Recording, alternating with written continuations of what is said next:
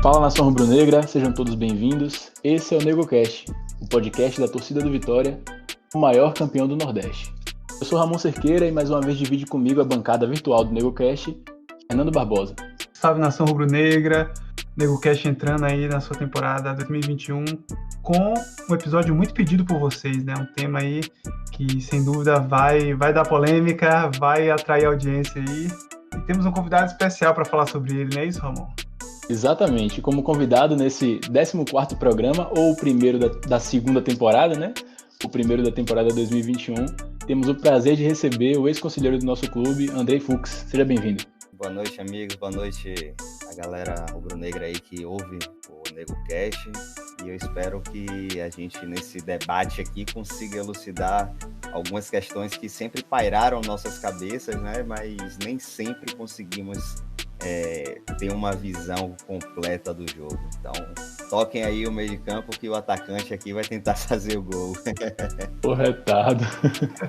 No programa de hoje, você já leu o card antes de dar o play, vamos falar sobre a democratização do Esporte Clube Vitória. A quem considere que o clube hoje é democrático, vale ressaltar que nem sempre foi assim, né, Fernando? Traga pra gente, por favor, aquele históricozinho assim breve dos modelos de gestões que a gente já teve no nosso clube. Exatamente, Ramon. A democracia é uma coisa que está em debate, né, nos últimos anos aí.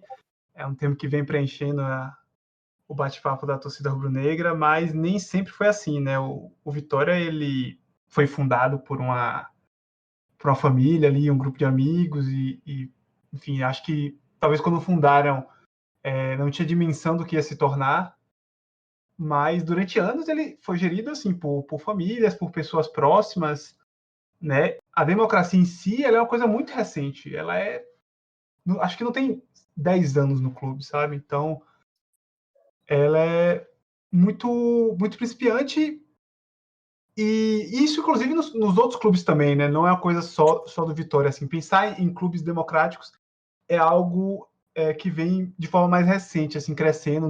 Nos vários clubes nos últimos anos se tornaram adotar esse modelo democrático, mas nem sempre foi assim. A gente tinha grupos governando e a gente tinha estatutos que criavam barreiras para que um torcedor comum pudesse se tornar presidente. Dá para falar assim, Andrei? Com certeza, né?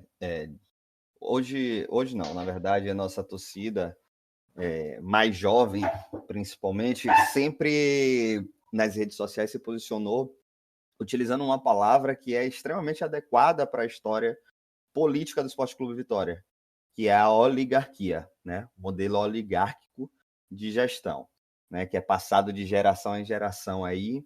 É um clube que sempre foi fechado para determinadas pessoas, né? Determinadas famílias, como você havia dito, desde a sua fundação, que em certo momento até chegou a flertar com a democracia, né?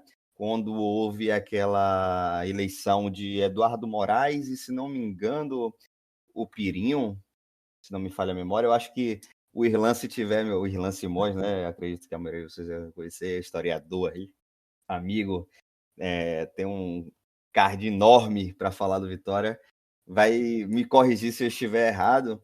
E após aquela tentativa, né, aquele flerte que houve de uma tentativa de democratização, onde houve uma eleição, sim, de votos, não de torcedores, né, de conselheiros, mas houve uma eleição.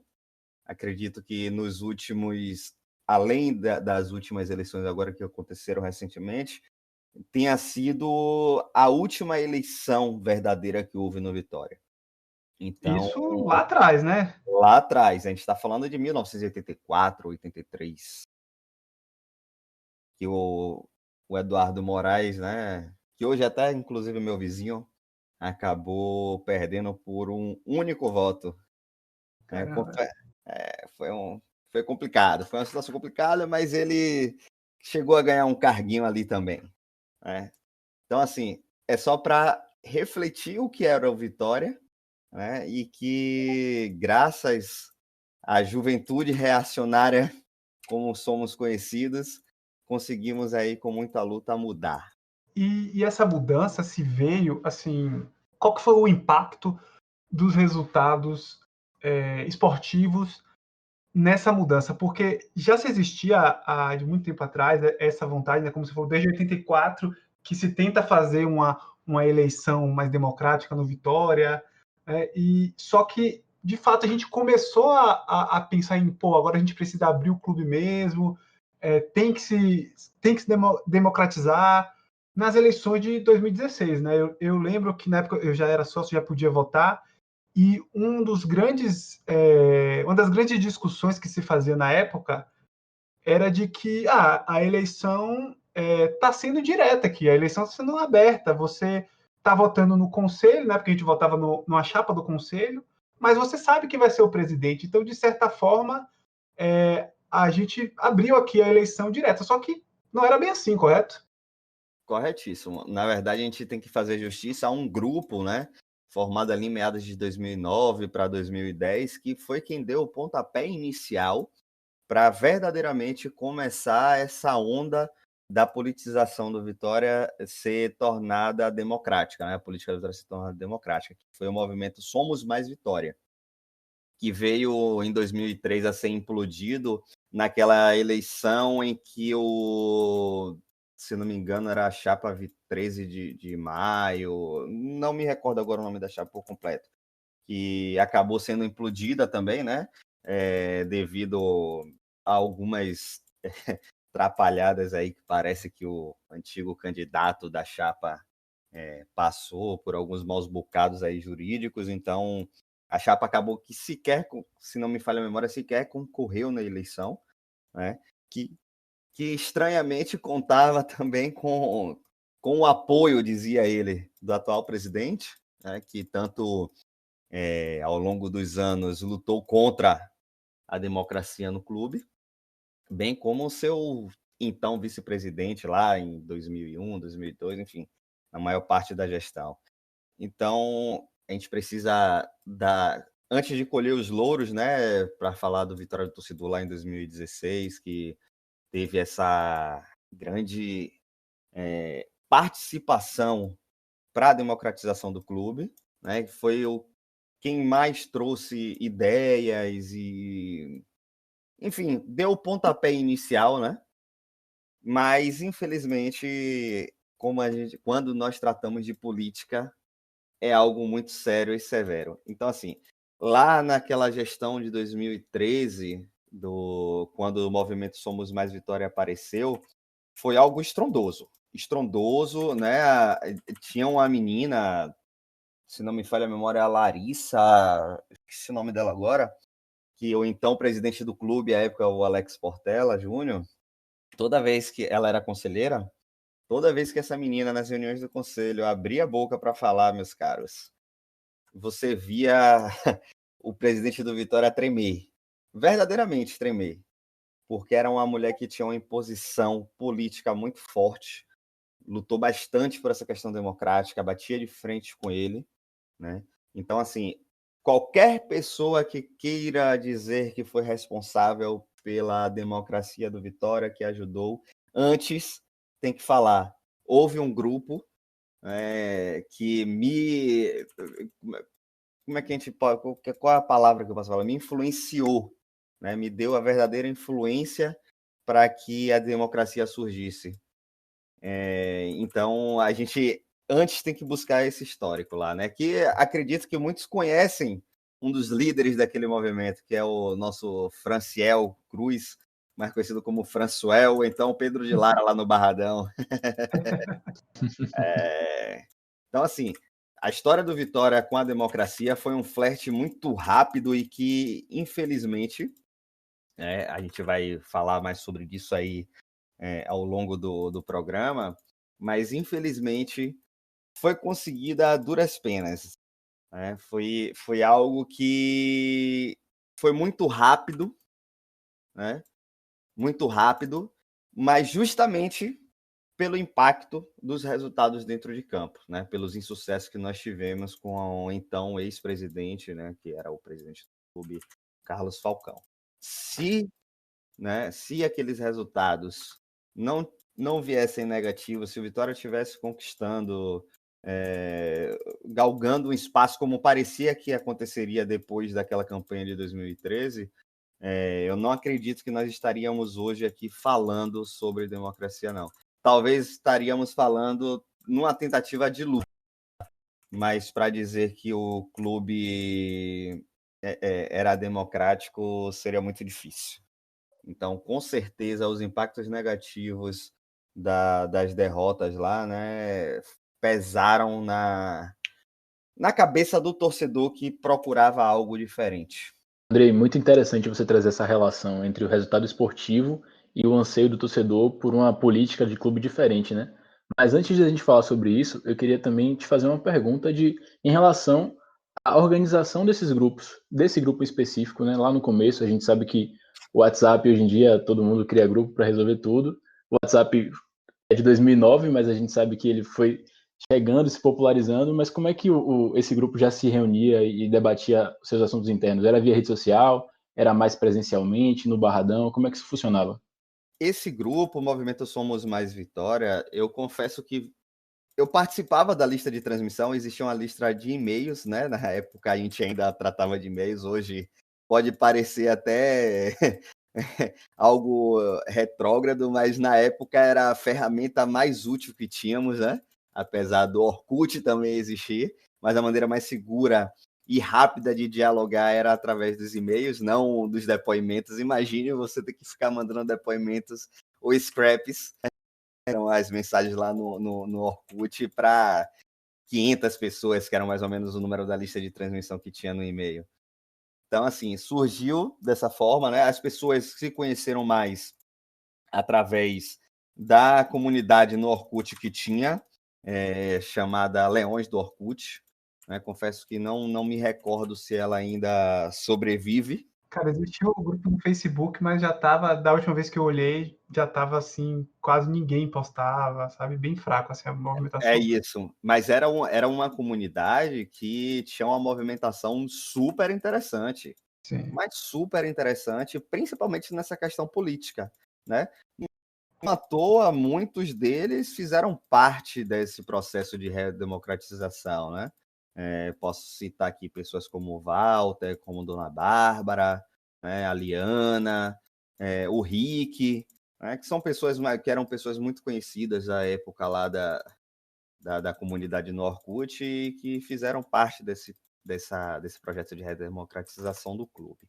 Então, assim, era algo muito difícil também de lidar, né? Fica muito notório, porque imagine você reunir 500 pessoas sem uma rede social que você conseguisse ter mensagens instantâneas dessa forma, porque por mais que existisse um MSN, né, mas o MSN também era algo não tão, apesar de ser muito mais difundido, acredito até do que o WhatsApp, porque todo mundo tinha, né? Mas não era uma ferramenta que você conseguiria reunir tantas pessoas.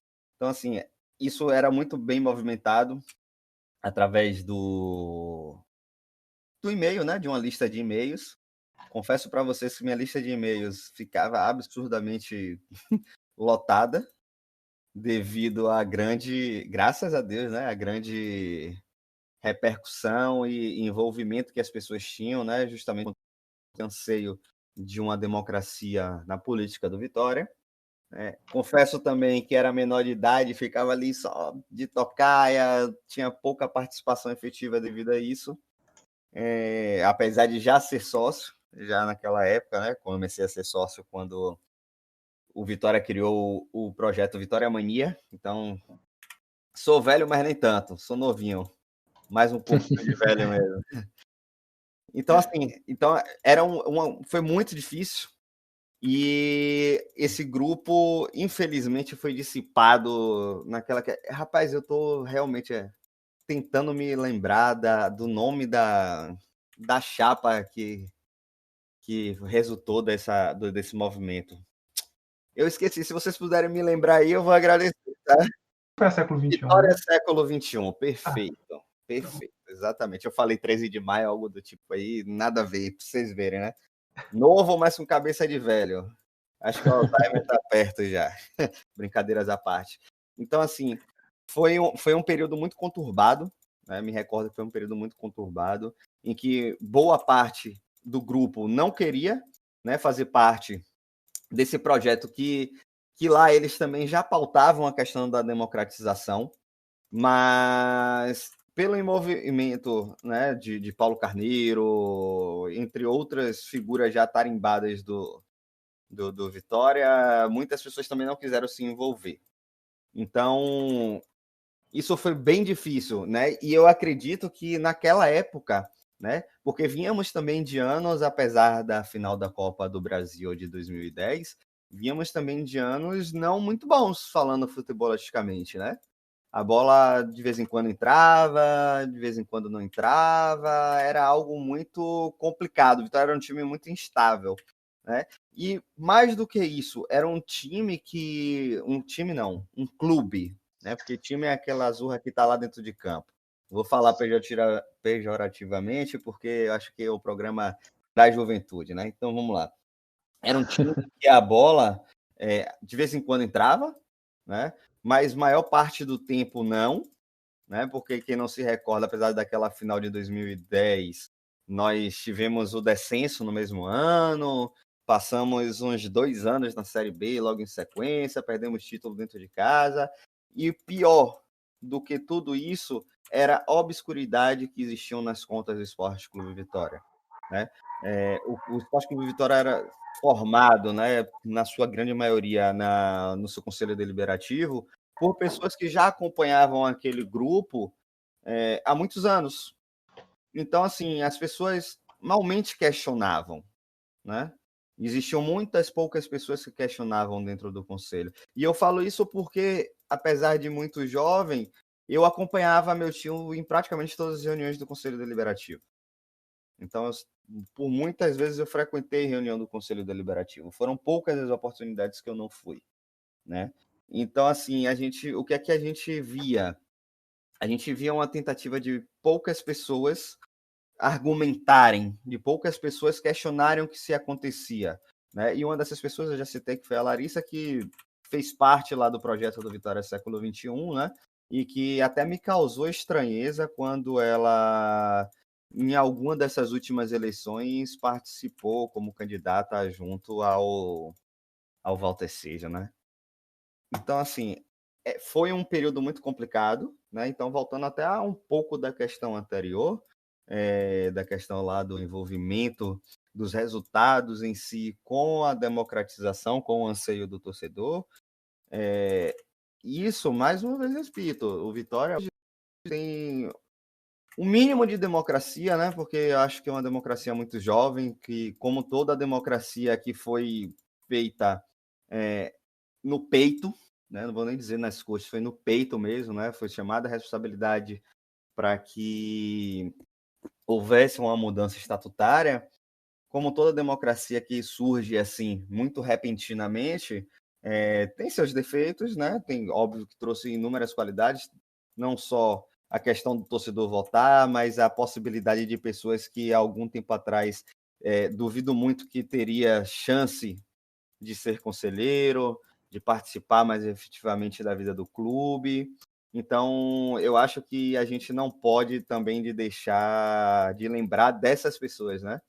Porque apesar de muito provavelmente estarmos em pensamentos diferentes sobre política no Vitória, um único sentimento nos uniu, que era o desejo de uma democratização, né? Nos uniu, que eu falo assim, até questão de pensamento mesmo e de aproveitar, né? Porque perceba, eu pulei de 2009, 2010 para 2013 e depois a gente vai pular já para 2016.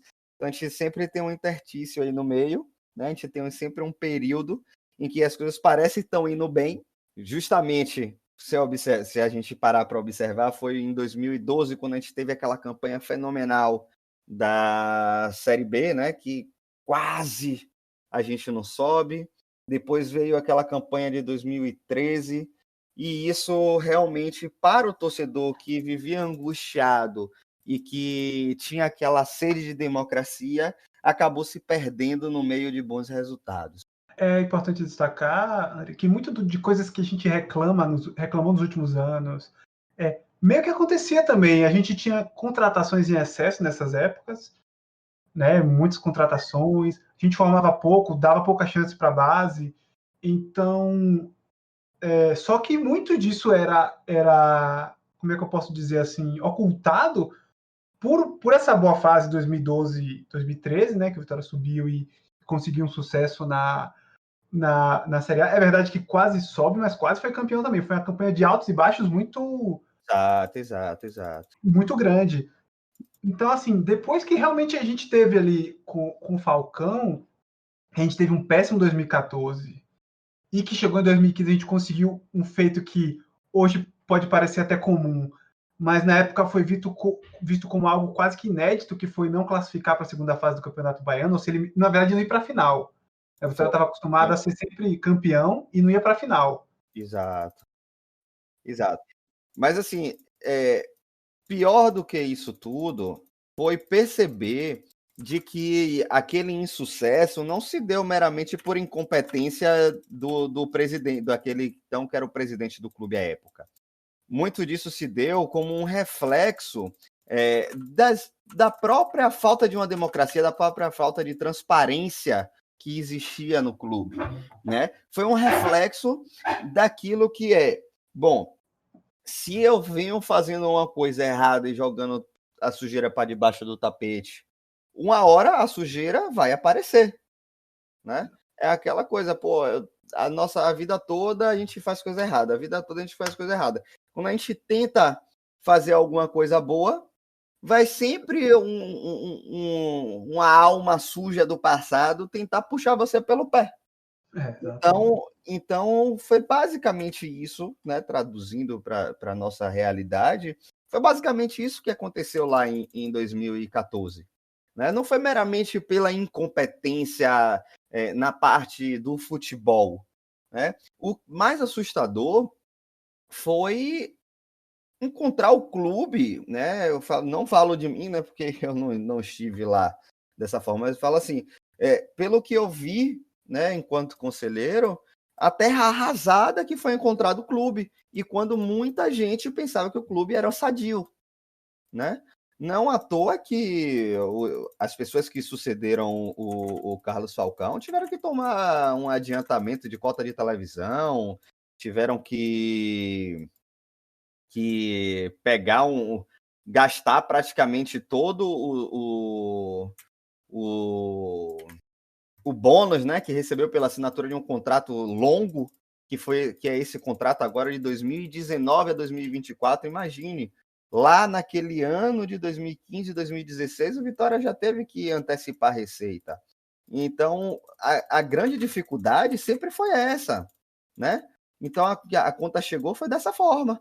Infelizmente, a conta chegou num momento em que a gente poderia estar vivenciando, falando sobre democracia de uma outra forma, de uma outra perspectiva, né? Enquanto clubes no cenário nacional, posso citar um clube que foi direto influenciador da gente, que foi o Internacional, né? Inclusive o movimento lá do Internacional, alguma coisa Colorado, perdão, não me recordo agora o nome do movimento, mas os caras participaram ativamente na construção da política de democratização do Vitória. Né? O povo do clube, André? Povo do clube, lá do Internacional, perfeito. Então, eu não lembro se foi no rebaixamento de 2014 ou se foi no rebaixamento de 2010. Mas teve uma coisa que foi simbólica, assim, que foi o Vitória caiu, no dia que o Vitória caiu, no dia seguinte, estava tendo uma reunião aqui em Salvador, desse pessoal do Inter, com algumas pessoas que estavam já organizando esse movimento para tentar fazer a abertura democrática do clube. Né? Foi algo bem simbólico, assim, foi um dia depois. Eu realmente não me recordo dessa reunião, não. Perdão, não me recordo. Mas, assim, eu sei que eles tiveram influência direta, né? O projeto deles, inclusive, serviu como base para o projeto de democratização do Vitória, né? Então, assim, a gente poderia estar hoje discutindo não o porquê a democracia do Vitória talvez não tenha dado certo ainda. E eu falo ainda, eu gosto sempre de lembrar, né, que nós temos uma democracia muito jovem. Né? Então, a gente não pode simplesmente jogar tudo a culpa toda nas costas da democracia, né? Como muitos gostam de fazer aí. Então, assim, é algo assustador. A gente poderia estar discutindo, falando, olha, o Vitória foi redemocratizado nós vivemos um período sensacional de vitórias, e aí agora que a gente conseguiu se estabilizar no cenário nacional, né? Porque nós somos um time que há alguns anos flerta com isso, com a tentativa de se estabilizar, porque o Vitória passou muito tempo parecendo uma gangorra, subindo, descendo, subindo, descendo, subindo, descendo. Né? Não à toa fomos parar, inclusive, lá no fundo do poço do futebol brasileiro, que era a Série C. Então, assim, lamentavelmente, muitas pessoas só abraçaram a causa da democratização após os insucessos, né? Após os insucessos. Então, por isso, talvez as pessoas ainda compram a ideia daqueles de que não querem que o Vitória seja efetivamente democrático, daqueles que sempre impõem brigas, impõem lutas contrárias à verdadeira democracia, que é envolver o torcedor, né? Porque nada me dói mais a alma do que ver um dirigente falando de que o torcedor tem que ir para estádio, tem que comprar o clube, no sentido de comprar ingresso, ser sócio torcedor, e acabou. Que ele que conhece de futebol. Então, é muito difícil.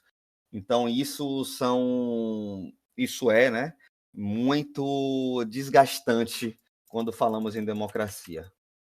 E por falar em democracia, eu quero trazer a gente aqui já para 2016, né? Uhum. Que eu quero saber justamente quais foram as principais mudanças, o que precisou ser feito, como foi o processo que transformou o clube do modelo que existia para esse modelo democrático. O que foi que aconteceu nesse período em si? A eleição, a mudança de estatuto, como que o Vitória chegou a essa estrutura atual, né? De o sócio poder votar no presidente. Pronto, vamos lá. Então, o que acontece? Já surfando aí no que a gente vinha falando aqui sobre os insucessos dentro de campo. Então, assim, com tantos insucessos, né? Apesar de que em 2015 nós tínhamos acabado de vir de uma superação que foi aquela subida para a Série A, né? Fizemos um campeonato 2016 ok dentro dos padrões, né? Apesar de ficarmos ali naquela luta contra o Internacional até as últimas rodadas, né? Se não me engano, até a penúltima rodada. Aquilo já estava sendo disseminada a sede da democracia.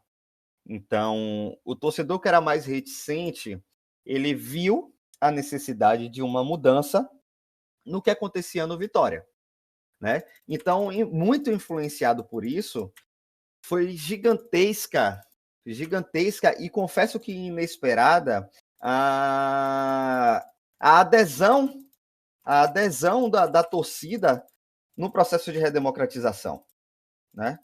Foi muito satisfatório ver. Não à toa tivemos a quantidade de chapa que tivemos naquela eleição. Então, apesar de ser um processo longo, né, já que a gente vem falando aí de um período bem para trás, né, 2009, 2010, apesar de um processo longo, de um processo desgastante, se conseguiu chegar a um denominador comum. A gente conseguiu, quando fala a gente, a torcida, né? A gente conseguiu colocar um pingo no i e falar, olha, está na hora da gente mudar a nossa história, né? Então, muito satisfatório ver a presença maciça do torcedor envolvido com o clube. Então, assim, a gente tinha um estatuto que não era nem tão antigo, tá? O Estatuto do Vitória tinha acabado de ser reformulado, se não me engano, em 2010. Perfeito, em 2010 foi a última, anteriormente a esse atual estatuto, foi a última mudança. E aí eu volto a falar da questão do flerte com a democracia, porque o estatuto anterior flertava com a democracia, sim. Porque qual era o estilo de eleição que o Vitória tinha? O Vitória tinha uma eleição para o Conselho Deliberativo, que seja, né? Mas era uma eleição em que o sócio-torcedor votava, certo? Ele podia não votar no presidente, né? Ele não podia votar na pessoa que ele queria que fosse o presidente do clube, mas ele votava, né? Ele votava numa chapa né? Essa chapa era composta por 150 nomes, teria que ser composta por 150 nomes de sócios torcedores, que a gente precisa fazer um ponto de corte aqui, né? Sempre bom lembrar que para o Estatuto do Vitória só era considerado sócio-torcedor aquele que com 18 meses ininterruptos de associação, certo? Se mantivesse sócio. Aqueles que não tinham 18 meses faziam parte, digamos assim, de um programa de compra de ingresso antecipado. E sem poder atrasar um dia sequer. Perfeito, sem poder atrasar um dia sequer. Então, a gente vê a questão do flerte com a democracia, mas, por outro lado, nós vemos que se manteve aquele sistema oligárquico. Não à toa, até 2016, as eleições do Vitória só eram compostas por uma única chapa, ou seja, sempre havia uma vitória por unanimidade, porque você não tinha ninguém para debater, ninguém para concorrer, certo? Então, era sempre a chapa da situação que era eleita, né? Então, você tinha uma mudança na cadeira ali do presidente do conselho diretor somente porque o estatuto dizia lá que não podia ter você não podia ter duas eleições seguidas, né? O cara não podia ser presidente do clube 2 vezes seguidas. Somente por isso, né? Então você via a mudança, a verdadeira dança das cadeiras. Qual era a dança das cadeiras? O Alex Portela, né, que foi presidente por 2 gestões, posteriormente passou para o seu vice-presidente, que foi o Carlos Falcão, e então o Falcão saiu não por conta de eleição, certo? Precisamos frisar isso, ele não saiu por conta de eleição, ele saiu devido à pressão que ele recebeu. Então ele, em um gesto de hombridade, um gesto de coragem, porque tem que ter muita coragem para reconhecer de que você não está apto a cumprir uma função, principalmente porque eu tento sempre acreditar que as pessoas fazem as coisas de boa vontade, né? Antes que me prove alguma coisa ao contrário, eu não gosto de julgar o outro como o escroto ou sacana. Então, assim, eu acho que ele teve os seus insucessos dentro do futebol, não teve uma boa gestão do clube administrativa, né? Mas ele teve um gesto de hombridade que foi reconhecer que não era competente para ajudar o clube naquele momento e saiu. Então, houve uma nova eleição interna, né, dentro do conselho, em que se elegeu o Raimundo Viana, né, que já era outra figura tarimbada lá do Esporte Clube Vitória. É um conselheiro, o Raimundo Viana, conselheiro há muitos anos do clube, né? Gosto muito dele, pessoa muito gente boa, certo? Ajudou muito o clube quando poucas pessoas falavam mal administrativamente do clube, mas poucas pessoas se disponibilizavam a verdadeiramente ajudar, né? Pode ter tido seus erros, seus acertos, a gente não vai entrar nesse mérito. Então a gente percebe de que, apesar do flerte, democracia não existia, né? Então, devido a esses insucessos, houve uma completa ruptura na história do clube, de um clube oligarca para uma sede do torcedor querer democratizar o clube, do torcedor verdadeiramente querer participar e se esforçar para isso, né? Mas, Andrei, se eu não me engano, né, você pode até me corrigir se eu estiver errado, certo. Por mais que o sócio realmente pudesse votar no conselho, se eu não me engano, para você ser o candidato ao conselho diretor ou para você ser o líder da chapa, alguma coisa assim, você precisava ter alguém no conselho, encabeçava a chapa, alguém no conselho, tinha que ser algo interno, né? Não podia sair exclusivamente de um grupo externo. Exato, eu já ia chegar nesse ponto agora na questão da eleição. Então, o que é que acontece? Lá em 2016 foram formadas muitas chapas, mas foram formadas muitas chapas a duro sabor, né? Porque era aquela coisa, você tinha uma chapa que era da situação, na sua grande maioria foram formar a chapa com Raimundo Viana e Manuel Matos, que tiveram um desejo de permanecer à frente da administração do clube, né? Então, qual foi a grande dificuldade das chapas se formarem? Foi justamente pela dificuldade de 150 pessoas, né, sócio-torcedores ou conselheiros não eram obrigatoriamente sócio-torcedores, certo? Tanto que, por exemplo, o conselheiro que fosse também sequer eram sócios-torcedores, né? E aí, qual era a grande dificuldade das chapas serem montadas? Bom, o Estatuto de 2010, né, que foi o do jogo de 2016, o Estatuto falava que, além dos 150 nomes, só poderia encabeçar a chapa do conselho para a presidência do Conselho Deliberativo quem já era conselheiro há, no mínimo, 2 gestões. Então, assim, havia essa necessidade de que o candidato fosse conselheiro. Então, assim, o cara teria que cumprir 2 questões. Ele ser sócio-torcedor, há 18 meses ininterruptos, que muitos conselheiros não eram, como eu falava, né, como eu falei aqui anteriormente, e ele ainda ser ativo no conselho, né, ter sido conselheiro pelo menos da última gestão. Aí você pega a chapa de Ricardo Davi, você tinha o Ricardo, né, teve uma ruptura ali que teve o pessoal de Alex Portela que não aceitou ir junto com a chapa de Raimundo Viana, teve algumas outras pessoas mais saudosistas e integrantes lá do grupo de Paulo Carneiro, né, que apareceu com a Vitória Gigante, que inclusive impugnamos à época a candidatura deles, né? Mas enfim. Então, assim, foi algo muito difícil, cara, muito difícil. Porque também tinham muitos conselheiros que de toda mamata que os conselheiros tinham à época, tinham muitos deles que não estavam mais querendo se envolver, né, por conta dessas brigas políticas aí que já aconteciam naquela época, né? Aquela rachadura que houve dentro das oligarquias. Então, você teve uma ruptura muito grande, né? Muito grande mesmo. Para relembrar, Andrei, e os nossos ouvintes também, a chapa Vitória do Torcedor ela foi eleita com 528 votos.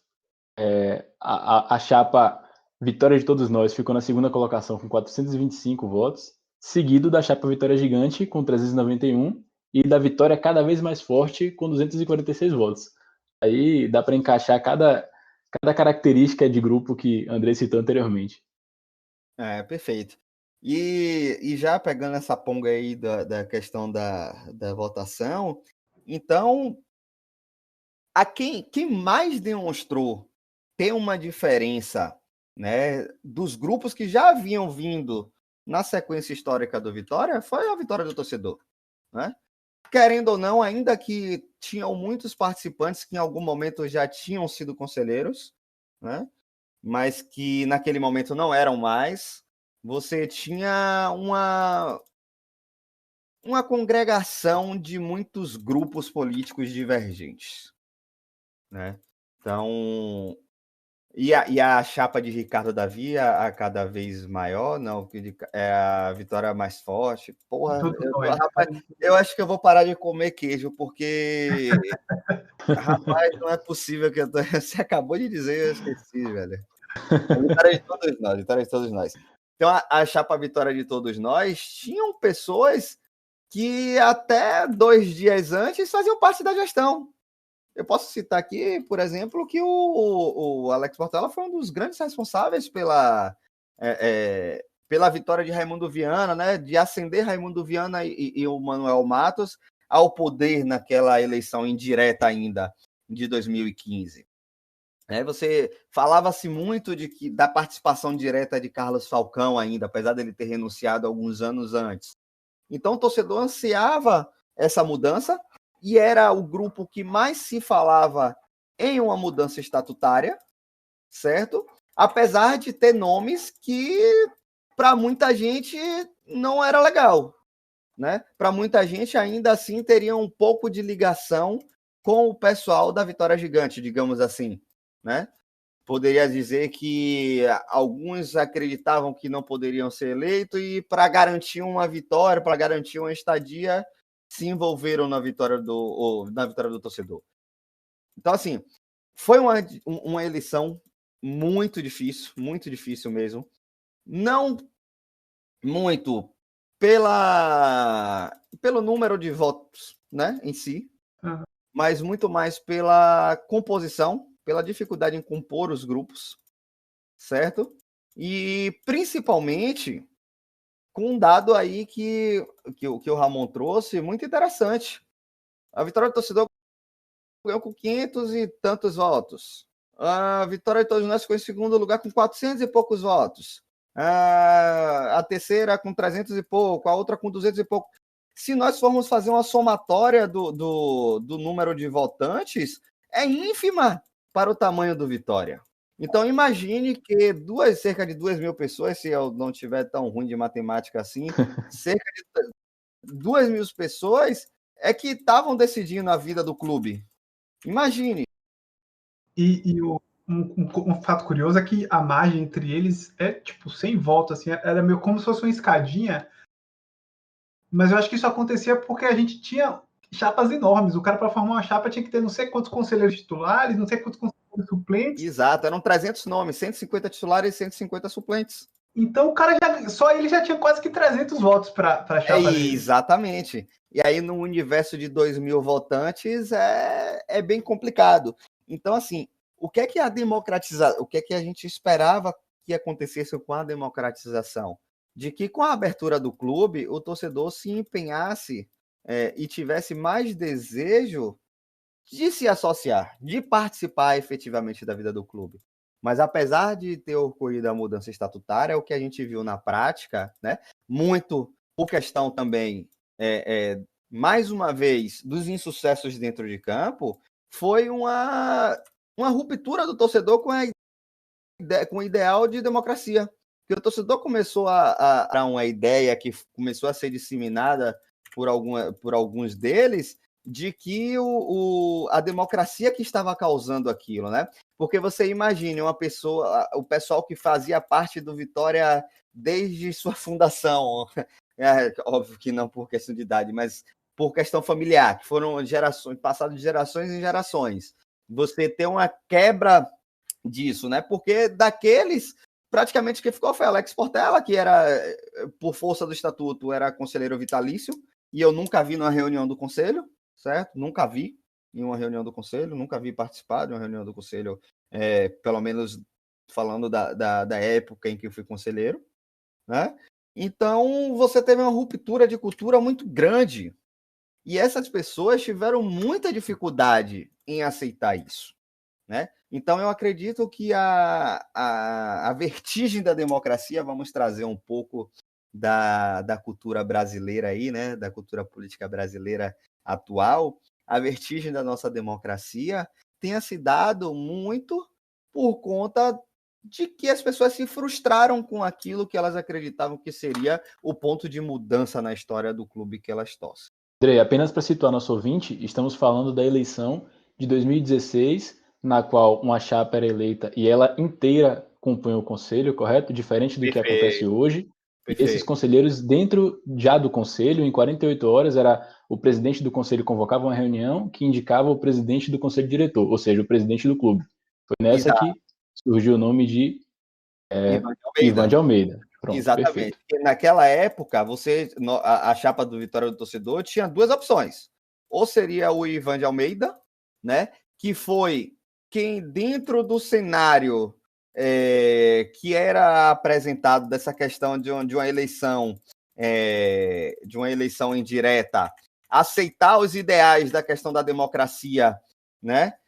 Porque aceitava, pelo menos, né, a ideia de que ele passou, de que aceitaria uma gestão mais democrática, com participação do torcedor, com uma frente ligando com o conselho, ouvindo mais o conselho, né? Óbvio que as decisões, assim, gente, a gente precisa falar o seguinte: a democracia, não a democracia, né, já entrando um pouco nessa parte mais política, de dentro do clube mesmo, ao invés da eleição, a democracia, quando a gente fala de uma boa relação, uma harmonização entre conselho diretor, conselho deliberativo e conselho fiscal, não quer dizer que o conselho deliberativo e o conselho fiscal tenham que ter ingerência dentro do conselho diretor, certo?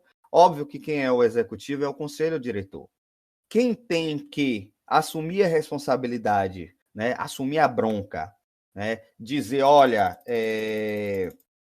eu estou fazendo porque eu quero, porque eu acho que tem que ser assim, é o conselho diretor, mas a ideia de quando foi implantada a democracia do clube, na época da eleição lá ainda indireta, foi que tivesse uma quebra de cultura, de modelo de gestão, desse nível, do nível não de o conselho mandar, mas que o conselho diretor ouvisse a voz do conselho deliberativo, que naquele momento era o representante do sócio-torcedor, né?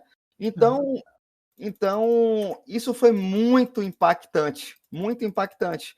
E logo em seguida, né, dessa questão aí, voltando, perdão, ao tema, a gente tinha duas opções, que era o Ivan de Almeida, certo? Que aceitou, né, essa incumbência de que o torcedor teria voz, né? Tanto que logo, se não me engano, foi na segunda reunião, porque na primeira foi para a posse além do conselho, a posse do conselho diretor por completo, houve uma segunda reunião, se não me engano, 15 dias após, em que foi instituído comissões mistas que envolviam conselheiros e sócios-torcedores para diversas áreas dentro do clube, diversos âmbitos, desde o planejamento financeiro, passando para o futebol, passando para ações sociais, passando para esportes olímpicos, enfim. Mas, inclusive, Andrei, que a gente trata aqui no programa como resgate da história, não é isso? Várias comissões que pontuavam também em trabalhar essas questões, né? Exatamente. Então, assim, era para ter sido, né? Aí já estou entrando até um pouco, fugindo um pouco do assunto, era para ter sido uma quebra de cultura e vendo uma democracia verdadeira, né? Não só isso, como foi assumido o compromisso ainda em campanha de que o estatuto teria que ser mudado, certo? De que o estatuto tinha que ser mudado. Era o grande compromisso de quem foi eleito, era mudar o estatuto do clube, né? E aí que fica aquela coisa, a gente tinha uma necessidade urgente, mais uma vez eu falo, quando eu falo nós, eu estou falando da torcida, tá? Não estou falando Andrei, não estou falando Vitória do Torcedor, enfim. Estou falando do torcedor do Vitória. A gente tinha uma necessidade urgente de fazer uma mudança no estatuto, porque o torcedor anseiava isso. O torcedor anseiava participar, certo? E foi uma promessa de campanha. Então, assim, era algo muito rápido que tinha que ser feito. E como eu disse lá no início, né, os grupos foram montados numa dificuldade absurda, que a chapa que foi eleita com diversos grupos distintos, né, que depois que tomaram posse, foram botando suas caras, né? Você tinha pessoas mais de esquerda, você tinha pessoas mais de centro-esquerda, você tinha pessoas de direita, trazendo para uma realidade de política brasileira. Você tinha pessoas de extrema direita. Então, assim, essas pessoas eram tão diferentes, mas tão diferentes, que após tomar posse, uma parte daqueles que seriam um representante do torcedor,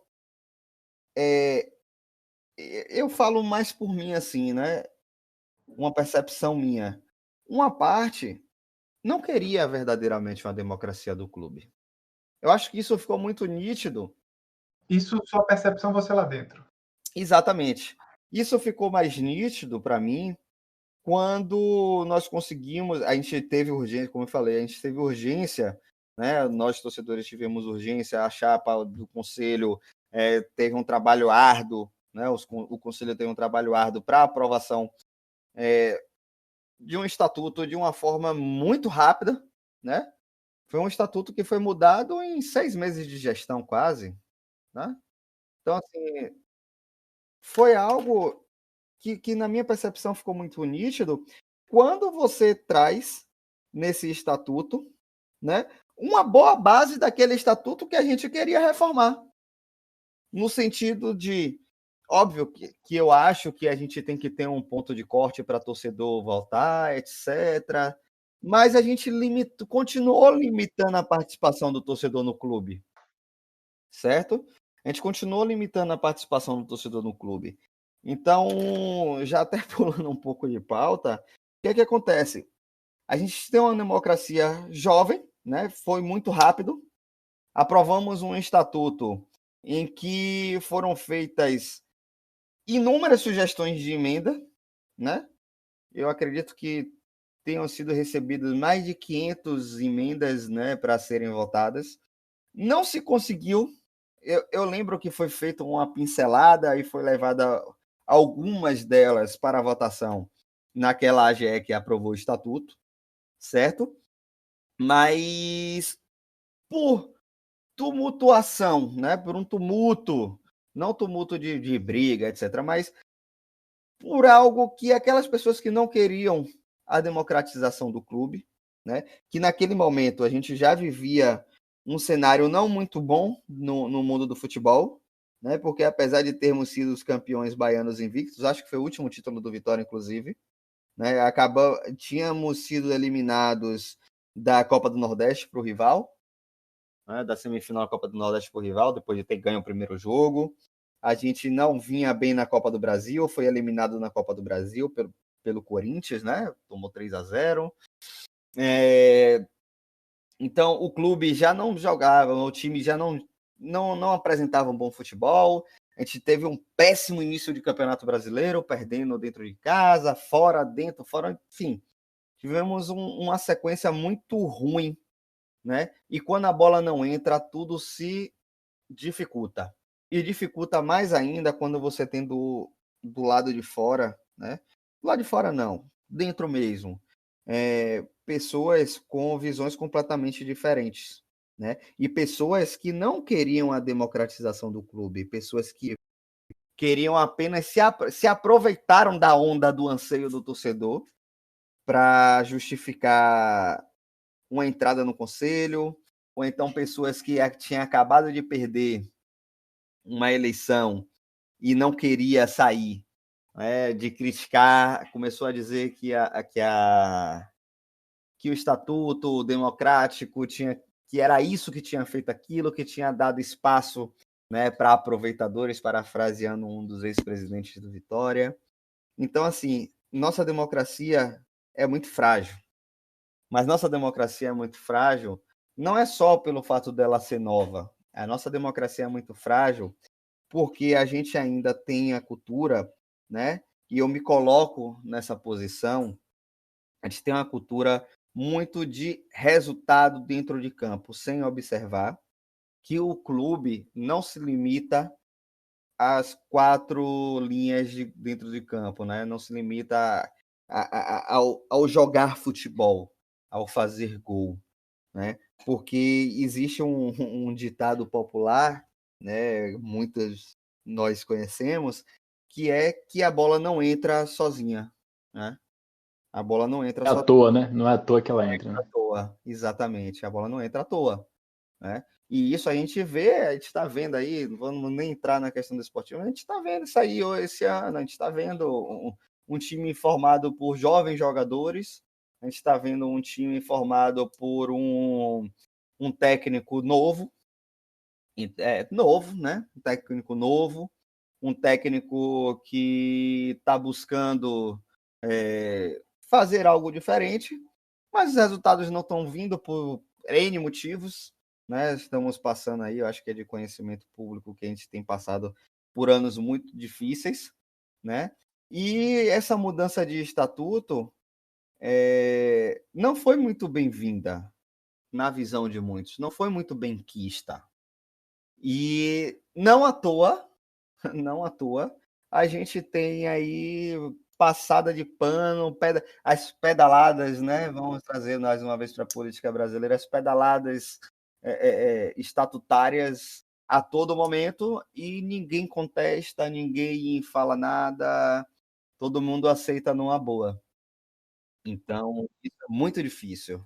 Para mais uma vez trazer um contexto histórico e traçar uma linha do tempo para que nosso ouvinte possa acompanhar, o presidente Ivan de Almeida, ele se licenciou do cargo em julho, afastamento de 90 dias, que pôde ser renovado por mais 90, que ele o fez no mês de outubro, e o presidente Ivan de Almeida ele entregou uma carta de renúncia antes daquele jogo contra a Ponte Preta, né, lá em 2017, entregou a carta ao presidente do Conselho Deliberativo do clube, Paulo Catarino Gordilho. E aí ele renunciou ao cargo de presidente do Esporte Clube Vitória. Você falou agora, eu lembrei que eu soube dessa carta no intervalo do jogo. Eu tinha para mim que essa carta tinha sido entregue no intervalo, mas acho que isso é mais um mito, porque o Vitória perdia no primeiro tempo e virou o jogo no segundo tempo depois. Então acho que... Vamos manter o mito que deu sorte, então a gente não vai tirar de onde apareceu, né? Exato. Será que o Rodrigo leu a carta, então, para fazer aquela besteira que ele fez lá, que pra gente foi bom? Quem sabe, pode ser, né? Eu acho que o Trellis falou com ele assim, ó, o inominado saiu. Aí Rodrigo, então agora eu vou entregar essas urras. Então, até nesse contexto histórico que você está trazendo, a gente tem um grande exemplo da nossa fragilidade ainda democrática, né? Que foi, bom, o Ivan de Almeida renunciou, mas existia um vice que estava como presidente de ofício, né?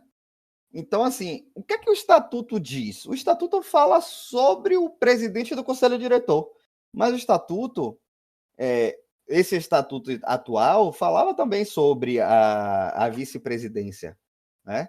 Falava sobre o cargo estar vago, né, de presidente.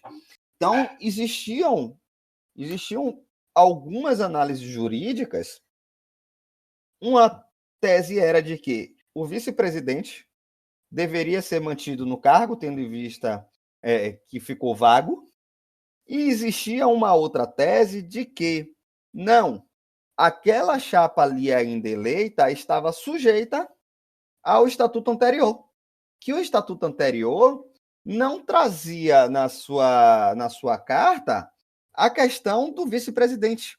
Não à toa, ela trazia obrigatoriamente a questão do presidente do conselho diretor, do conselho deliberativo e do conselho fiscal serem sócios e terem sido conselheiros, mas nada falava a respeito do vice-presidente nesse sentido, dando-se a entender que qualquer um poderia ser o vice-presidente.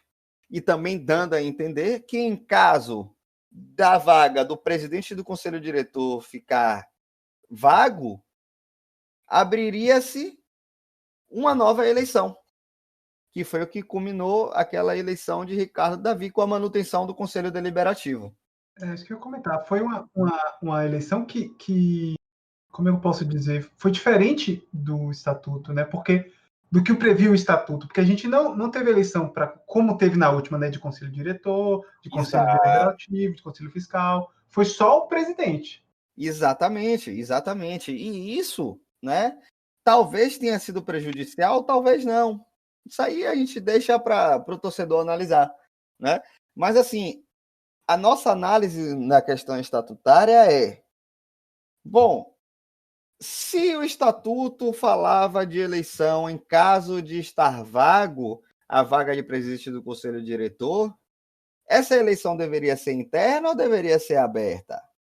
Essa eleição, já que ele foi eleito pelo Conselho Deliberativo e a eleição foi para o Conselho Deliberativo como um todo, o porquê o Conselho Deliberativo foi mantido e só foi feita uma eleição para um Conselho Diretor. Enfim, o que eu quero dizer com tudo isso é que ficou muito nítido de que essa não foi uma eleição estatutária, foi uma eleição política, né? Foi feito, com todo o respeito da palavra, um armengue jurídico para que houvesse uma eleição popular, porque o torcedor tinha sede de votar diretamente ao presidente.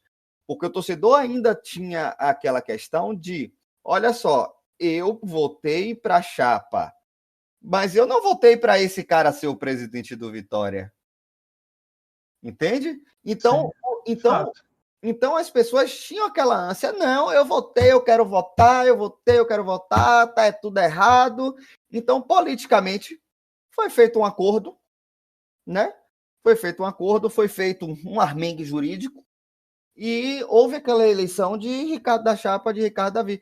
Tanto que nem era mais chapa, não lembro se era mais chapa ou se era... era chapa, né? Mais uma vez, vitória de todos nós, que era Ricardo Davi e Francisco Salles como vice-presidente. Né? E aí, mais uma vez, demonstrando a fragilidade democrática que nós temos, com os insucessos novamente dentro de campo, né, com rebaixamento para a Série B, com a gente sequer se classificar. Nós chegamos à final do Campeonato Baiano, não chegamos? Perdemos do Bahia. Sim, de Ricardo Davi, sim. Perdemos do Bahia. Dos 2 jogos, né, foi. Fomos eliminados. Foi o primeiro Campeonato Baiano que o Bahia ganhou no Barradão, né? Infelizmente, essa Isso. Essa marca que a gente prefere nem lembrar, meu Deus do céu, para que eu fui lembrar disso, mas enfim. Foi história, né? História. Infelizmente, a gente tem que contar não só o lado bom, tem que contar o lado ruim também, né? Até porque 121 anos de gangorra total, né? Exatamente. O Esporte Clube Vitória podia mudar o nome para Esporte Clube Gangorra, né? Porque a gente tem tantos momentos maravilhosos. É verdade, a gente tem tantos momentos maravilhosos, né? E eu falo não só dentro de campo, a gente tem momentos... aquela eleição de 2016, independente de quem ganhasse, foi um marco histórico. A mudança estatutária, o torcedor votando como é que ele queria que o estatuto fosse, aquilo é um marco histórico, sabe? É como eu falei, é uma quebra de cultura, foi uma ruptura com o passado. Mas aí, demonstrando... Olha como eu estou repetitivo falando de fragilidade democrática, demonstrando mais uma vez a nossa extrema fragilidade, né? Qual é o motivo da fragilidade? A nossa fragilidade se dá porque nós, enquanto torcedores, somos muito imediatistas com questão de resultado. Eu não estou aqui querendo dizer que a pessoa que pediu a cabeça de Ivan de Almeida, que a pessoa que pediu a cabeça de Ricardo Davi, que a pessoa que pede hoje a cabeça de Paulo Carneiro esteja errada, não. Eu pedi a dos três, eu não minto não, eu falo logo, eu pedi a cabeça dos três. Entendeu? Então, assim, nós somos imediatistas. E a gente precisa ter um contraponto que é necessário para a vida da instituição, certo? E aí, lá em 2018, né, no início de 2019, com mais alguns insucessos encarados pela gestão de Ricardo Davi e Francisco Salles, nós fizemos mais um armengue jurídico, que foi uma nova eleição, só que dessa vez uma eleição geral, né? Dessa vez uma eleição geral. Óbvio, mais uma vez a política toda entrou nisso, né? Porque assim, eu acho que estava todo mundo tão de saco cheio que ninguém quis reivindicar o que poderia ser seu de direito. Porque na minha concepção, nem o Conselho Fiscal, nem o Conselho Deliberativo deveria ter sido destituído. Né? Mas enfim, bola que segue. E não só isso, né, Ari? Essa eleição ia fazer com que a duração desse conselho, né, tanto diretor quanto deliberativo quanto fiscal, se alongasse além dos 3 anos previstos em estatuto. Eles iam terminar um mandato e começar o deles de direito, por assim dizer. Exatamente, foi o que está acontecendo. Sim, exato. Porque, na verdade, aquele mandato ali deveria ser encerrado que 2019, certo? E 2019 a 2021. Ou seja, esse ano, se eu tiver errado, me corrijam, por favor. Se eu não me engano, era 2016 a 2019, não, perdão. Era 17 a 19, 20 a 22. Então, só em 2020 que, de fato, se começaria a contar o período da posse deles. Né? Então, eles tiveram 1 ano a mais aí de posse, né? Como conselheiros. E não só isso. Para mim, um grande erro desse estatuto é, novamente, você, com um conselho fiscal, permitir que todo um conselho fiscal seja formado apenas por uma base. Certo? Como acontece hoje. A gestão do conselho diretor, né, o conselho diretor, a chapa do conselho diretor ganhou. A chapa que era do conselho diretor também para o conselho fiscal ganhou. Para o conselho fiscal, levando todas as cadeiras. E a do conselho deliberativo ele levou a maior parte. Tudo bem, faz parte da democracia. A nossa democracia aqui, enquanto país, também é a mesma coisa. Né? Que tem mais votos, os partidos que têm mais votos têm mais cadeiras, ok. Mas observe, o Conselho Fiscal é todo formado pela chapa do Conselho Diretor. Percebam como isso é extremamente nocivo ao clube. Não estou querendo aqui dizer que o Conselho Fiscal, que hoje está no clube, age conforme os interesses do presidente do Conselho Diretor. Jamais falaria isso, né? Eu acho que lá tem pessoas sérias, pessoas que querem o bem do Vitória, pessoas que querem ajudar o Vitória, certo? Mas, observando pela ótica democrática, é muito complexo isso e nocivo. Agora, Andrei, você falou de pluralidade, de representatividade. Eu quero fazer um questionamento aqui a você, né? Porque você falou várias vezes assim que o torcedor queria votar, não sei o quê, por isso que fizeram todos aqueles acordos jurídicos para ter eleição de tal forma, de tal forma. Eu quero dizer, hoje, claramente, depois de 2016, o clube, querendo ou não, se tornou mais democrático, né? Pode não ser o modelo perfeito, mas ele se tornou. Perfeito. Mas, assim, qual é o motivo de não surgirem novos nomes, novos grupos para o conselho diretor? Eu digo isso porque Ivan de Almeida, querendo ou não, ele era conselheiro, tudo bem, ele tinha essa limitação de ter sido conselheiro para poder ser presidente. Agora, Ricardo David também era uma pessoa que já tinha trabalhado como diretor de marketing de uma gestão. Já tinha sido conselheiro também? Isso. E agora, nessa última eleição, Raimundo Viana até me perdoe, tem grandes serviços prestados pelo Vitória e concorreu, mas me pareceu muito mais um referendo de você gostaria de Paulo Carneiro na presidência há 4 anos, sim ou não?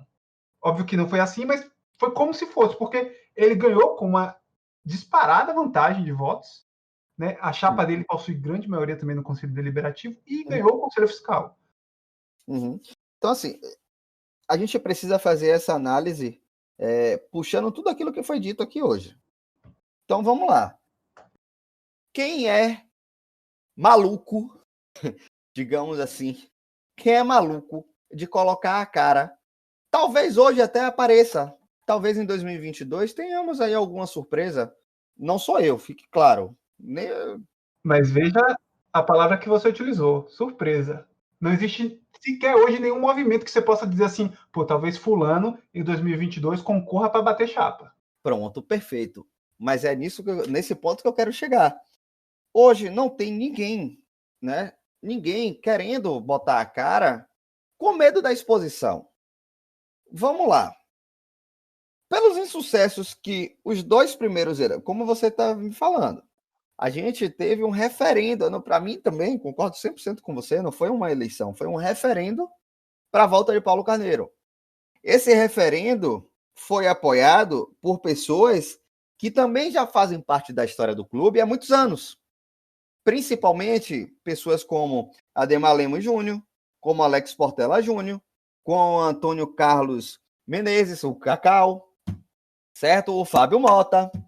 Enfim, são pessoas que há anos fazem parte e que posso até dizer, né? Acredito que tranquilamente possa falar isso, eram pessoas inimigo, não que inimigo é uma palavra muito forte, mas adversários de Paulo Carneiro, né? Eram adversários. Andrei, vou trazer, assim como eu tenho feito, né? Vou trazer aqui os números da eleição, ou do referendo, como preferirem. O presidente Paulo Carneiro foi eleito com 1.474 votos. Raimundo Viana, segundo colocado, teve 685, enquanto Isara Maria com 9, Walter Sejo com 3 votos e Gilson Presídio apenas com 1 voto ficaram em terceiro, quarto e quinto lugares, respectivamente. A gente percebe a diferença, né, da proporção dos votos em relação à outra eleição. Muito grande. Então, assim, a diferença se deu em que ponto? Durante todo esse tempo, como eu estava falando lá atrás, existiam pessoas que não queriam a democratização do Vitória. Que quando o Vitória começou a ir mal das pernas no futebol, né, e também nas gestões administrativas, porque a gente não pode dizer que o Vitória foi bem gerido pelos aqueles que foram eleitos. Na verdade, o Vitória nunca foi bem gerido, a bem verdade. Né? O Vitória nunca teve uma gestão que você possa falar, poxa, o Vitória está financeiramente saudável. O Vitória agora conseguiu se estabilizar. Não. Quando a gente achava que isso tinha acontecido lá em 2013, a bomba estourou na mão de Carlos Falcão em 2014, 2015, 2016, veio virando só uma bola de neve. Só uma bola de neve, né? Então, assim, e isso não foi só da gestão de Alex Portela, não. Vitória ainda paga muitos processos, muitas dívidas da gestão lá de Paulo Carneiro, lá de trás. Certo? Ficou uma dívida muito grande empurrada no Vitória S.A., que há alguns anos atrás, a Justiça do Trabalho, principalmente, passou a reconhecer o Vitória como responsável pelas dívidas. Então, essas dívidas que eram do Vitória S.A., o Vitória teve que assumir, né? E o Vitória S.A., André, me permite o corte aqui, daria um episódio inteiro, cara, porque é muito complexo. Eu confesso que entendo pouquíssimo. E Demais. quanto mais me explicam, mais confuso fica para mim. Demais. Eu nem me ouso a entrar no mérito do assunto aqui, porque senão a gente vai levar 3 horas conversando. Já vou deixar, Fernando, a sugestão de nome do programa aqui pra gente. Excel ou Excel? A história do Vitória S.A. Pô, gostei. Aguarde, vem aí. E tem uma pessoa super para indicar aí que vai explanar perfeitamente sobre essa história do Vitória S.A. Perfeito, em breve. Vamos organizar isso aí, vamos organizar esse PADD. Então, assim, então essas pessoas se aproveitaram dessa situação caótica administrativamente que o clube vinha, porque, cara, é como eu falei, em 2015 a gente teve uma antecipação de receita, em 2016 nós tivemos um recebimento de luvas, e quando a gestão que foi eleita para promover a democracia, que veio com aquela conversa de democracia, que veio trazendo nas costas aquele papel de uma ruptura de governança, recebeu com um dinheiro muito menor do que aquilo que é dito, certo? Falam aí em questão de 40, 50 milhões. Né? Olha só, eu era conselheiro na época e eu estou dizendo que o Vitória não recebeu esse dinheiro todo. Quando a gestão de Ivan de Almeida entrou, não tinha esse dinheiro todo não lá, viu? Mas vamos nessa. Então, assim, veio se criando uma bola de neve, né? Com mais gestão. Então, o que já era ruim foi piorado, certo? Tinham pessoas com muita boa vontade para poder mudar essa história, mas que eram sabotados dentro do clube, né? Foram sabotados. E aí você vem para uma gestão de Ricardo Davi, que veio com toda aquela pompa de ele e Francisco, né? Que são dois caras aí super bem conceituados no empresariado, né? São dois caras bem de vida. Achava-se que esses caras entrariam no Vitória e iam controlar a situação administrativa e iam resolver os problemas. E nós não vimos isso. Muito pelo contrário. Se manteve a desorganização administrativa, com todo o respeito a eles dois. Mas se manteve a desorganização administrativa. Foi gasto tanto quanto foi gasto no ano anterior. 100% por culpa deles? Não. Não foi 100% por culpa deles. Eles também herdaram muita merda. Sabe?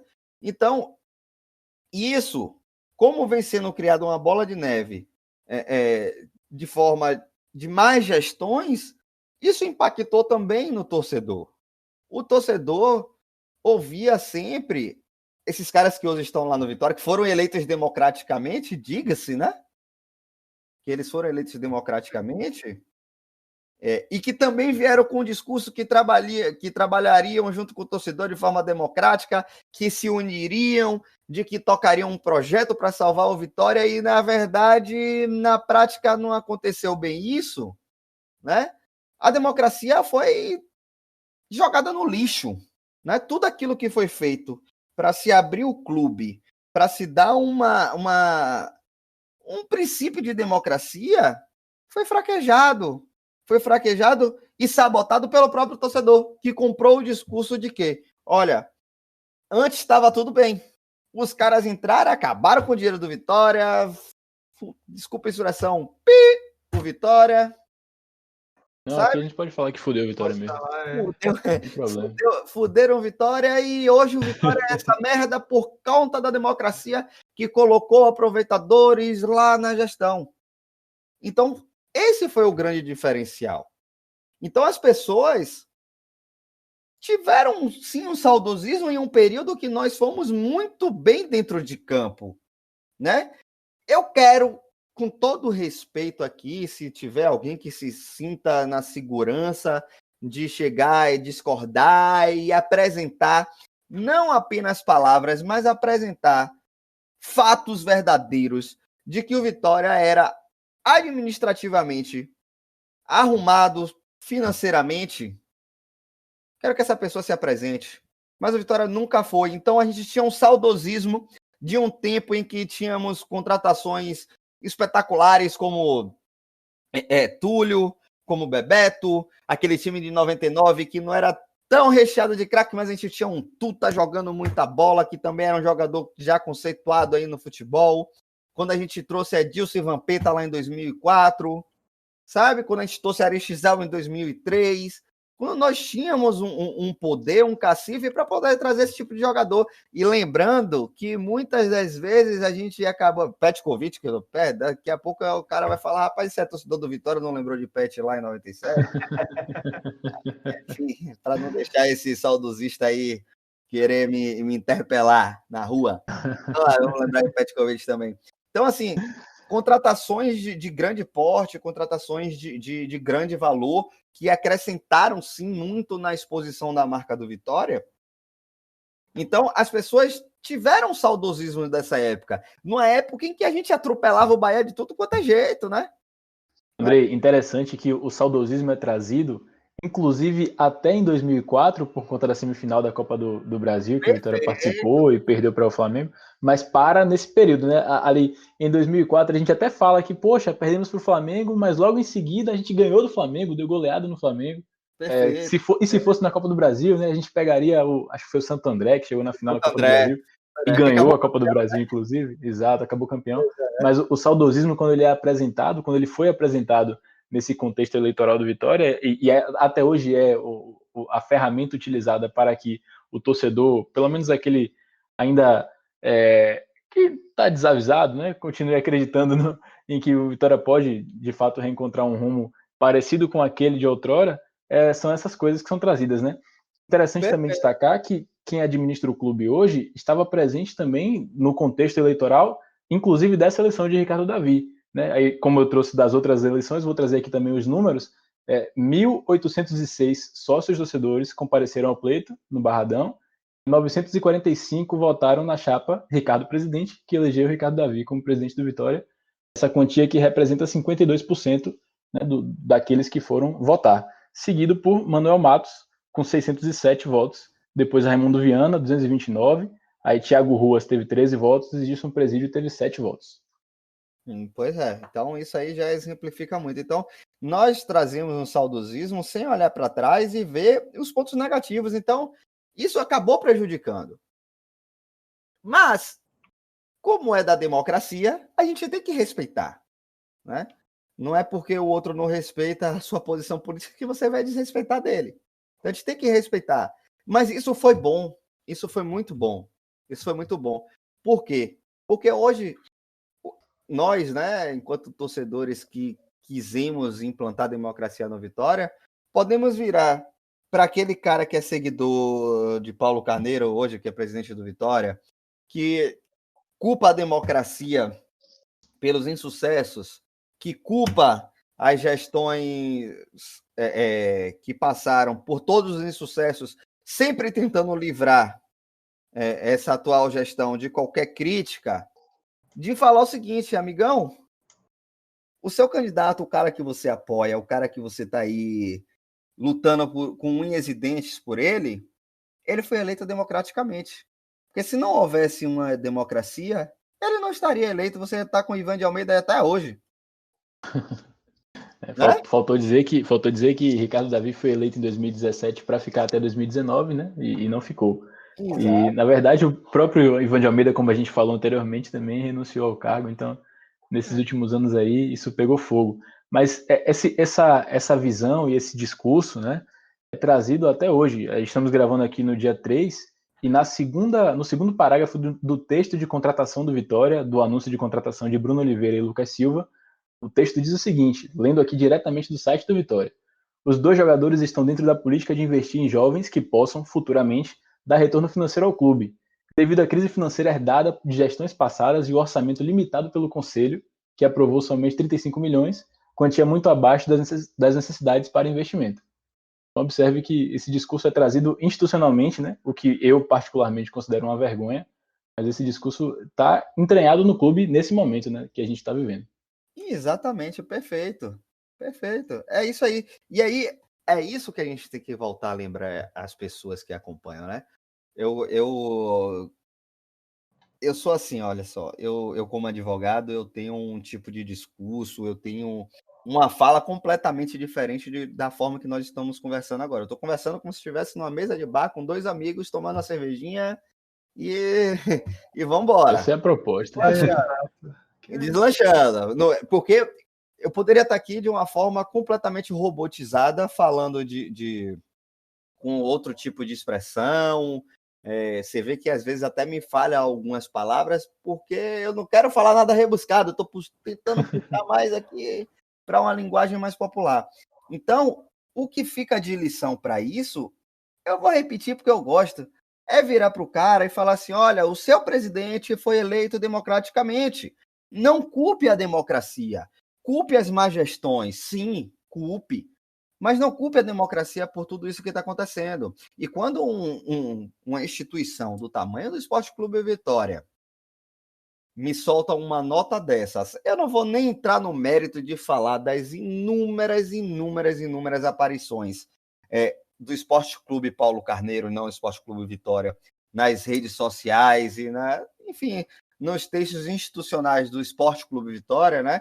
Porque eu acho que na democracia há algo que a gente também deve prezar, que é a impessoalidade de quem está à frente da instituição. A instituição é maior do que qualquer outra pessoa. Porque apesar dele, inúmeras vezes, inúmeros discursos, se apresentar com não, eu não sou dono do Vitória, eu não tenho nada, o Vitória, as pessoas passam, o Vitória fica, esse tipo de texto só faz me ter orgulho de ter participado de um movimento que democratizou o clube. Porque realmente, Paulo Carneiro, o Vitória vai continuar depois que você passar, independente de como seja a sua gestão. Então, um cara chegar, com todo respeito a você, seu Paulo Carneiro, que até tio pode ser meu, né? A gente tem um amor fraternal aí. Que até tio pode ser. A thumb do YouTube acabou de ficar pronta aqui, viu? A gente vai soltar o corte dizendo: Paulo Carneiro, tio de Andrei Fux? Entendo o caso. Não faça isso não, que aí vai criar uma briga. Não, mas de verdade, ele mesmo falou para mim, né? E depois eu fui procurar saber. A família dele tem uma ligação muito forte com minha família, né? Então, se ele não fosse tão avesso à democracia, quem sabe a gente não poderia ter uma verdadeira relação de tio e sobrinho, né? Mas deixamos para lá, vamos voltar ao cerne da questão aqui. Uma questão de uma nota dessa provocando um outro órgão dentro do clube, que é o Conselho Deliberativo, porque isso aí me soa como uma responsabilização ao Conselho Deliberativo por qualquer atrocidade que venha acontecer. A mais próxima que está é a gente sequer se classificar para as semifinais do Baiano, né? Então, isso me preocupa muito, mas, por outro lado, me salvaguarda o fato de termos um estatuto democrático, certo? E que o Conselho é independente e que tem que continuar se manifestando, e que vou até trazer uma outra questão aqui, já que a gente está falando institucionalmente, que esses dias o presidente do Conselho Deliberativo foi interpelado por um jornalista um jornalista polêmico, a gente não pode negar que ele é um cara polêmico, que muitas vezes se aproveita de maus momentos do Vitória para aparecer também, né? Mas é um cara sério, eu acredito que seja um cara sério. Eu acho que só pela narrativa que eu dei dele, vocês já vão saber quem é, né? É um cara que quer o bem do Vitória, é um cara que é Vitória, certo? Se eu não me engano, até o nome da filha dele é Vitória, né? Um abraço para você, se estiver ouvindo a gente, que eu sei que vai chegar nos seus ouvidos. né? Ele foi interpelado por esse jornalista e Fábio Rios Mota apareceu dizendo que ele é presidente do Conselho Deliberativo, não presidente do Conselho Diretor, que tem que cobrar do Conselho Diretor. Mas aí eu quero deixar um recado direto e reto para o senhor Fábio Rios Mota, né? A quem eu também tenho muito apreço, que é um cara que eu acho que é vitória, né? E tenho muito respeito. Fábio Rios Mota, Fábio Mota, como é popularmente conhecido, você é presidente do Conselho Deliberativo do Esporte Clube Vitória e deve, não é só pode não, o senhor deve, junto com seus pares do Conselho Deliberativo, fiscalizar todos os atos do Conselho Diretor. É seu papel ver se o Conselho Diretor, se o presidente do Conselho Diretor e os seus subordinados estão agindo dentro da conduta que o Esporte Clube Vitória merece e que o Estatuto do Esporte Clube Vitória rege. Se ele não estiver agindo, se ele tiver qualquer tipo de problema, o senhor deve fiscalizar, o senhor deve tomar parte da situação e levar a seus pares para ter conhecimento e, a partir dali, tomar as medidas que sejam necessárias. Fechar o olho e passar pano para quem quer que seja, isso é uma deslealdade com quem te colocou como presidente do Conselho Deliberativo do Esporte Clube Vitória. André, você não acha que essa não vou dizer briga, né, que não sei se de fato está ocorrendo uma briga ali, mas esse conflito entre da definição do orçamento do clube já não está sendo um pouco parte disso, dessa pluralidade? Porque, para mim, até me surpreende, visto que o Conselho hoje possui a maioria definitiva da chapa que elegeu o presidente do Conselho Diretor. Então, assim, a minha expectativa, quando terminou aquela eleição, é que eles iam aprovar o que bem quisesse, e a oposição só ia poder assistir e reclamar. Mas hoje a gente está vendo que não tá tão, como é que eu posso dizer, num só pensamento, entendeu? O Conselho Deliberativo tem preocupações que diferem do Conselho Diretor. Porque, vamos lá, o feitiço está virando contra o feiticeiro. Não é porque as pessoas entraram na chapa dele, que apoiaram ele, que elas não são Vitória. Eu acho que quando as pessoas trazem esse tipo de discussão e trazem esse tipo de dúvida, eu acho de uma crueldade absurda. A gente pode e deve discordar politicamente de opiniões e de posições do outro. Mas a gente tem que sempre dar um voto de confiança e acreditar no bem daquela pessoa, certo? Então, o feitiço está virando contra o feiticeiro. Se Paulo Carneiro achou que 100% das pessoas que entraram na chapa dele iriam levantar os braços e dizer amém para as ações dele, essas pessoas hoje estão dando um recado para ele. Olha, eu te coloquei aí, mas eu estou aqui para fiscalizar, e enquanto as coisas não estiverem acertadas, estiverem equilibradas, o senhor não vai mandar e desmandar do jeito que quiser, não. O senhor vai ter que ter a participação desse conselho. E isso é uma grandíssima vitória da democracia. Mais uma vez, eu digo, uma grande vitória da democracia, essa pluralidade e essa autonomia do cara que está lá, não ter rabo preso com ninguém. E eu acredito muito de que essas pessoas são Vitória, de que essas pessoas hoje estão por dentro, estão vendo como as coisas estão acontecendo, né? E estão tomando partido. Não é político de Paulo Carneiro, não é político de Fábio Rios Mota, não é político de Jailson, que é presidente do Conselho Fiscal. Está tomando o lado, o partido do Esporte Clube Vitória. E isso me deixa extremamente satisfeito. Andrei, eu queria te fazer uma outra pergunta. Talvez seja a nossa última pergunta aqui dessa conversa de hoje. Em relação à intervenção no clube, né? De tempos em tempos, esse assunto volta, inclusive agora recentemente, né? A cada vez que surge uma notícia nova, ou que uma notícia velha é trazida de volta à tona, ou que algum processo antigo é trazido, né, pela mídia, e que também tem a ver com... Na verdade, a gente não tem tido grandes sucessos desportivos, né? Mas naqueles pequenos insucessos dentro dessa grande crise que a gente está vivendo, isso ganha um pouco mais de força. Eu queria saber qual a sua opinião sobre intervenção no Esporte Clube Vitória.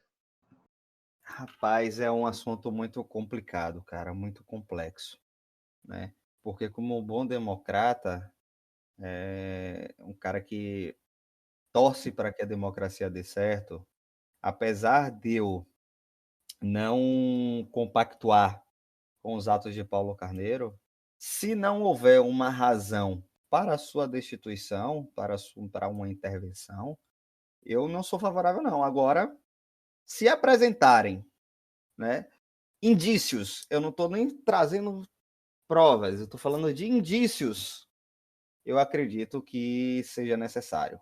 Seja necessário porque o Vitória precisa ser passado a limpo. Né? O Vitória só vai conseguir se reerguer de verdade, só vai conseguir ser um clube grande a título de cenário nacional quando o Vitória for passado a limpo. E ser passado a limpo não significa ter a sua história apagada, mas você fazer um novo começo, né? Você refazer o clube, né? Você refazer as entranhas do clube. Hoje nós vivemos como há 30 anos atrás. Vivemos com as mesmas famílias dentro do Vitória. E eu não estou dizendo que essas famílias não são Vitória, que essas pessoas não estão ali para ajudar. Não. Mas é como você me perguntou há algum tempo atrás, alguns minutos atrás. Por que não surgem novas pessoas? Não surgem novas pessoas justamente por isso.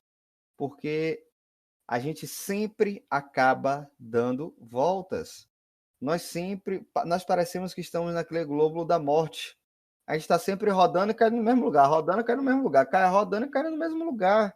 Então, enquanto nós não fizermos assim, ó, parou tudo aqui agora. Parou. Vamos passar o clube a limpo. Porque uma intervenção não precisa ser necessariamente uma intervenção judicial, né? Uma intervenção, porque quando a gente fala de intervenção, a gente liga logo ao que aconteceu no rival, né? De ter um juiz, ó, vamos afastar lá o presidente do clube e aí vamos fazer uma nova eleição. Não, nós temos um caminho. Nós começamos a criar um caminho lá em 2016. Esse caminho foi interrompido, mas nada significa que nós não possamos retomá-lo.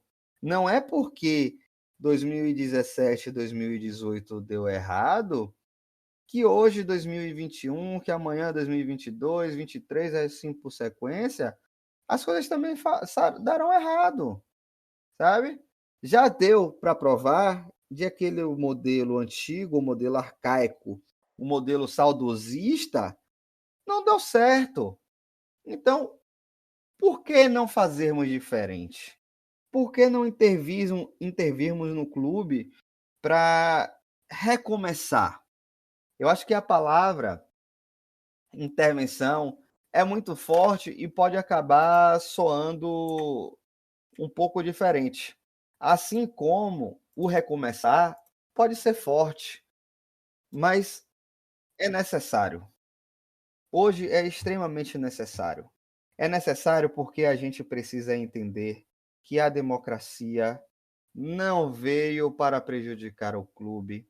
Nós precisamos aprimorar o nosso estatuto, né? A gente precisa sim fazer uma mudança estatutária no sentido de aprimorar, certo? O estatuto foi feito muito na pressa, deixamos de observar inúmeras situações que aconteceram, né? Que era fato, que poderia acontecer de fato, mas não de direito e acabou acontecendo de direito. E nós não tivemos o cuidado de, quando fizemos o estatuto, observar tais situações. Então, o nosso recomeçar é aproveitar um bom início que tivemos, passar por uma aprimoração e o principal de tudo, entender que o Vitória só vai sobreviver Se o seu torcedor abraçar a causa, se o torcedor do Vitória entender de que o Vitória é ele, de que o Vitória não tem dono, de que o Vitória não tem nomes. O nome é Esporte Clube Vitória. O que a gente precisa fazer é aprimorar nossa democracia jovem, nossa democracia frágil. Não ficar só dependendo de resultados para que sejamos felizes. A gente precisa olhar o copo meio cheio, observando as nossas conquistas. A gente não tem que só olhar as coisas que são ruins, não. As coisas que são ruins a gente tem que tirar de lição para que a gente não volte a repetir. Então, a palavra da vez para mim é recomeçar. Muito bom, Andrei. E trazendo uma frase que é atribuída a Winston Churchill, um ex-primeiro-ministro britânico, ele diz que a democracia é o pior sistema de governo depois de todos os outros, né? Perfeito. Então, acredito que isso pode servir para que a gente possa se inspirar. Bom, de antemão a gente vai agradecendo a Andrei Fuchs por essa sua disponibilidade, né, para participar aqui do NegoCast. Também aos nossos amigos ouvintes, novos e velhos, né, que estão de volta aqui conosco nessa segunda temporada. Eu queria trazer para vocês que estão chegando agora a seguinte informação. Nós temos programas no nosso feed sobre nossos problemas com a comunicação do clube, sobre a aproximação do clube com o torcedor, o sentimento de pertencimento do torcedor para o nosso clube, a nossa relação com os nossos símbolos. Muitos assuntos os quais a gente pincelou aqui em alguns momentos, eles são trazidos de uma maneira mais completa nos nossos programas. Então, para você que está chegando agora, assine o nosso feed, siga o NegoCast nas redes sociais, NegoCast_SCV, estamos no Twitter, estamos no Facebook, também no Instagram. E isso, né? A gente vai ficando por aqui, Fernando. Suas considerações finais, por favor. Tivemos uma aula aí, né, de quase 2 horas com o Andrei sobre a história democrática do clube, a transformação e o que esperar do futuro. Eu espero que esse episódio gere um pouco de reflexão, né, no torcedor que escuta, para que não seja, como é que eu posso dizer, assim, influenciado por aqueles que atacam a democracia com retórica às vezes até vazias, né, que não precisa levar o que a gente está trazendo aqui como uma verdade absoluta, mas que se questione, que busque informações, que faça levantamentos e que esteja cada vez mais próximo do clube, participando politicamente, se associando, analisando os candidatos que vão surgir em 2022. Espero que esse seja o objetivo aqui, sabe? Que provoque essa reflexão no torcedor. Lembrar também a todos, se possível, de acompanhar a gente nas redes sociais, NegoCast_SCV, tanto no Instagram quanto no Twitter. A gente tem também um canal do YouTube onde a gente publica os episódios da íntegra, para quem quiser assistir, além de Spotify, Deezer e todos os outros agregadores do seu podcast preferido aí, né? Que você utilize. Andrei, meu velho, muito obrigado. Um abraço para você. Eu que agradeço o convite. Espero participar mais vezes. Espero que não tenha feito feio, que tenha conseguido transmitir uma mensagem positiva, que tenha deixado, pegando até gancho no que o Fernando falou, que tenha deixado uma pulguinha aí atrás da orelha das pessoas, né, dos torcedores da Vitória, de que a democracia, por mais que nós não consigamos fazer do jeito que a gente quer, é extremamente necessária e que só assim o Vitória vai sobreviver. Eu agradeço a audiência aí e podem contar comigo, qualquer coisa, qualquer dúvida. Sou chato pra caramba e tô sempre no Twitter. Deixa o arroba então pra galera poder te seguir. É o @AndreiFux5. De bola, muito obrigado, Andrei. A gente vai agradecendo também a todo mundo que acompanhou esse episódio até o final. Eu sou Ramon Cerqueira, o roteiro e a edição desse programa foram de Fernando Barbosa, a identidade visual do nosso podcast é de autoria de Davi Oliveira e essa bela vinheta que você escuta foi produzida por Felipe Moraes. Um forte abraço a todos e pega, Leão!